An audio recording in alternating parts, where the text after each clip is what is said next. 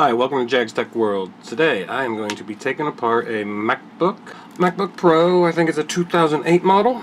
The screen is busted on it. I am going to take it apart, take the screen off, and then I'm going to put another screen on a busted Mac that I have onto this one.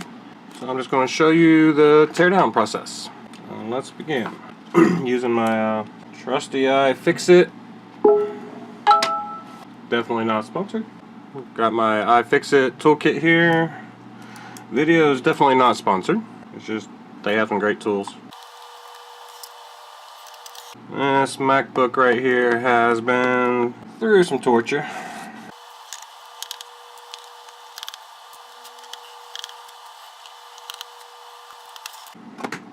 Missed one screw. Cover off. First things first, let's pull the battery. Two screws holding the battery together. And I forget, those are the... what are those called? Well, if I can find mine. Where are they? There we are. They are the Y0. Now what we want to get to is this side over here. Let's see if we can get this in here. This right here is where the screen plugs in. You want to disconnect that. You want to be pretty delicate with that because these little clips, even on PC, laptops and stuff like that, the pins can bend pretty easily. Just slide it right out. Yeah, with the magnetic hinges, you got to watch your screws. Shouldn't have them that close.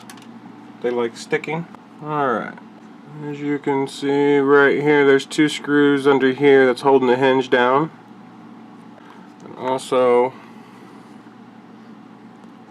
on this side you have all the cables that come through and they connect over here. We're going to have to disconnect those over here, and then you got two screws under here that are holding the hinge on this side. Once these cables are removed, those screws are out, we should be fine if I remember correctly. It's been a while since taking one of these apart.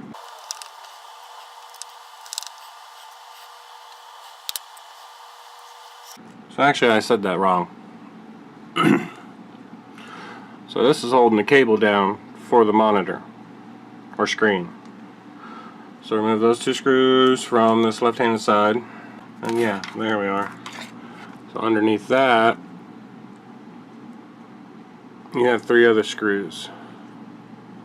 Now over here we have the same thing. We have a hinge holding the cables down. But what I want to do is I'm going to trace these wires out. Disconnect those first. Get a spudula out for that. I know I should be probably using the rubber plastic spudula, but I really don't like those. They're not as thin as this.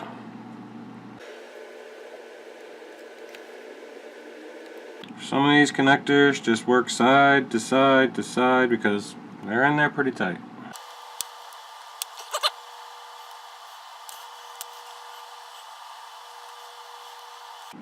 Come on, work your way out. There you go.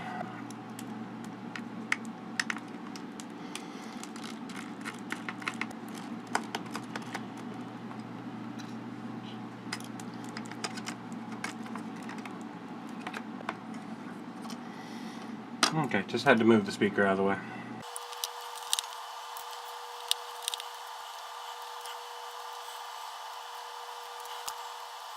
In this one, they have the screw going through some of the material that the cables comes in, just to help anchor it down. Alright, and these are star bits holding the screen down. T7 for the screws. Well, dang, that one's in there. Now, tip for iFixit toolkits. It has the extension. Take that extension out, stick it through that hole, you got a torque bar. From what I've seen of the new toolkits that some of my friends have got, They don't have that. They remove that hole and they basically remove this. And I love that feature for some tight screws. It's one reason I probably won't upgrade to one of the new kits until this one just gives out, which I don't see that happening.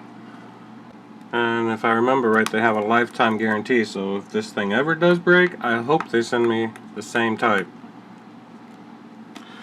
Because I really don't want one of the new ones if they don't have that torque bar option.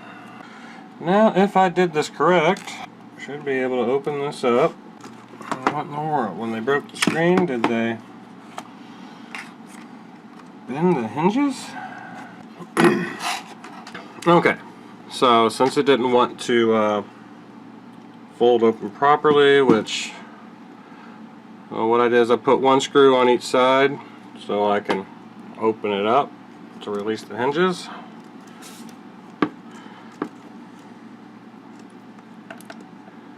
Now be very kind to the laptop so I don't drop it. Remove these screws. Now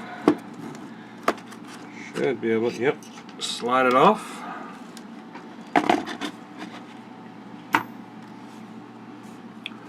There's the busted screen.